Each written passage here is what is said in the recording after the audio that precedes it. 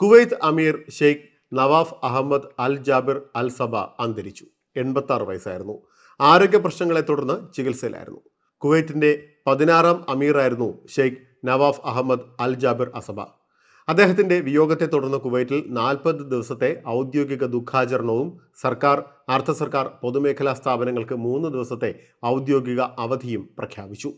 കുവൈറ്റിന്റെ പുരോഗതിയിൽ നിർണായക മാറ്റങ്ങൾക്ക് ചുക്കാൻ പിടിച്ച ഭരണാധികാരിയാണ് വിടവാങ്ങിയ അമീർ ഷെയ്ഖ് നവാഫ് അൽ അഹമ്മദ് അൽ ജാബിർ അസബാഹ്. അരനൂറ്റാണ്ടിന്റെ ഭരണ പരിചയവുമായാണ് ഷെയ്ഖ് നവാഫ് കുവൈറ്റ് അമീറായി ചുമതലയേറ്റത്.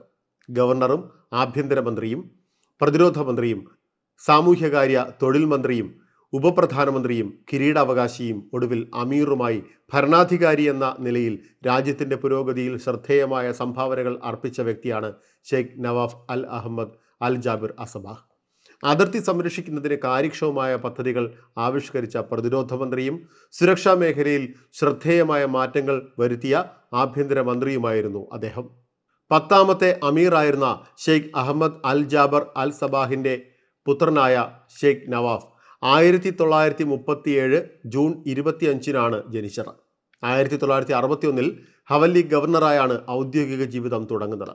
1978 വരെ ആ സ്ഥാനത്ത് തുടർന്ന അദ്ദേഹം 1978 ആഭ്യന്തരമന്ത്രിയും 1988 പ്രതിരോധ മന്ത്രിയുമായി. വിമോചനാനന്തര കുവൈറ്റിൽ സാമൂഹ്യ തൊഴിൽ മന്ത്രിയുമായി.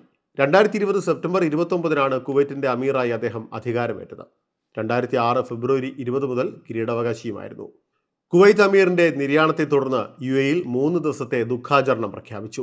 UAE president Sheikh Mohammed bin Zayed Al നഹ്യാനാണ് ദുഃഖാചരണം പ്രഖ്യാപിച്ചത്. ഇന്നു മുതൽ രാജ്യത്തെ സർക്കാർ വകുപ്പുകൾ, UAE എംബസികളിലും നയതന്ത്ര വിഭാഗങ്ങളിലുമൊക്കെ ദേശീയ പതാക പകുതി താഴ്ത്തിക്കെട്ടുമെന്ന് ഔദ്യോഗിക വാർത്താ ഏജൻസി വാം റിപ്പോർട്ട് ചെയ്തു. കുവൈത്ത് അമീറിന് ആദരാഞ്ജലികൾ.